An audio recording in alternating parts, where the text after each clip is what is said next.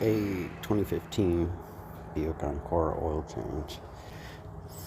Has a little filter of the oil drain plug. Alright, we're gonna use a 10mm on this.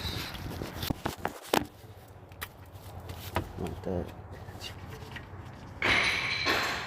If you push up on it, you reduce the mess you make. And like that. Did the paid.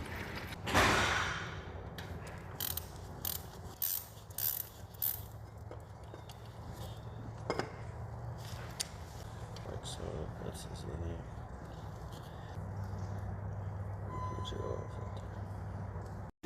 You can go ahead and place the new one in there, replace the seal.